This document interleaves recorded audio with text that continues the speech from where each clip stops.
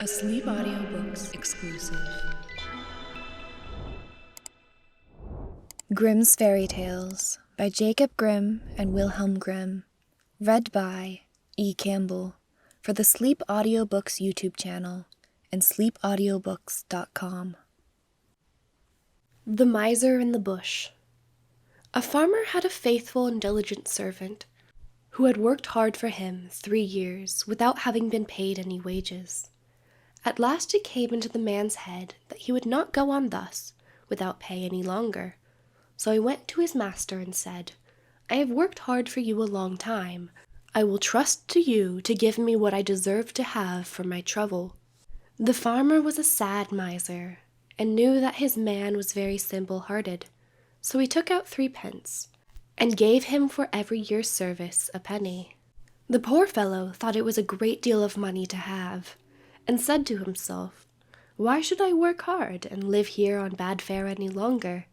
I can now travel into the wide world and make myself merry." With that he put his money into his purse and set out, roaming over hill and valley.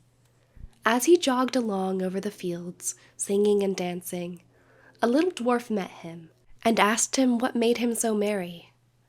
"Why, what should make me downhearted?" said he. "I am sound in health and rich in purse. What should I care for?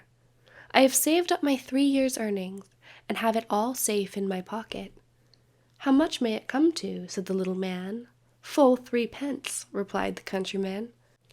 "I wish you would give them to me," said the other. "I am very poor." And then the man pitied him, and gave him all that he had, and the little dwarf said in return, "As you have such a kind, honest heart, I will grant you 3 wishes, 1 for every penny. So choose whatever you like." Then the countryman rejoiced at his good luck, and said, "I like many things better than money. First, I will have a bow that will bring down everything I shoot at. Secondly, a fiddle that will set everyone dancing that hears me play upon it. And thirdly, I should like that everyone should grant what I ask." The dwarf said he should have his 3 wishes, so he gave him the bow and fiddle, and went his way. Our honest friend journeyed on his way too, and if he was merry before, he was now 10 times more so. He had not gone far before he met an old miser. Close by them stood a tree, and on the topmost twig sat a thrush, singing away most joyfully. "Oh, what a pretty bird!" said the miser. "I would give a great deal of money to have such a one." "If that's all," said the countryman, "I will soon bring it down." Then he took up his bow, and down fell the thrush into the bushes at the foot of the tree. The miser crept into the bush to find it, but directly he had got into the middle, his companion took up his fiddle and played away, and the miser began to dance and spring about, caspering higher and higher in the air. The thorns soon began to tear his clothes, till they all hung in rags about him, and he himself was all scratched and wounded, so that the blood ran down. "Oh, for heaven's sake!" cried the miser. "Master, master, pray let the fiddle alone. What have I done to deserve this?" "Thou hast shaved many a poor soul close enough," said the other. "Thou art only meeting thy reward." So he played up another tune. Then the miser began to beg and promise, and offered money for his liberty.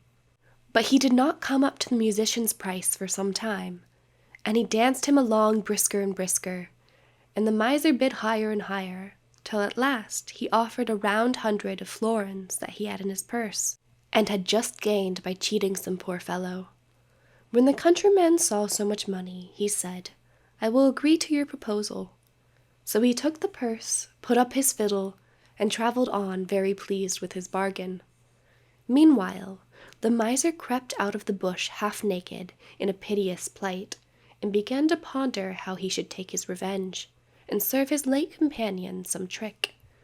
At last he went to the judge, and complained that a rascal had robbed him of his money, and beaten him into the bargain, and that the fellow who did it carried a bow at his back, and a fiddle hung round his neck. Then the judge sent out his officers to bring up the accused wherever they should find him, and he was soon caught and brought up to be tried. The miser began to tell his tale, and said he had been robbed of his money. "No, you gave it to me for playing a tune to you," said the countryman. But the judge told him that was not likely, and cut the matter short by ordering him off to the gallows. So away he was taken, but as he stood on the steps he said, "My lord judge, grant me one last request." "Anything but thy life," replied the other. "No," said he, "I do not ask my life, only to let me play upon my fiddle for the last time." The miser cried out, "Oh, no, no! For heaven's sake, don't listen to him, don't listen to him!" But the judge said, "It is only this once, he will soon have done." The fact was, he could not refuse the request, on account of the dwarf's third gift. Then the miser said, bind me fast, for pity's sake." But the countryman seized his fiddle and struck up a tune.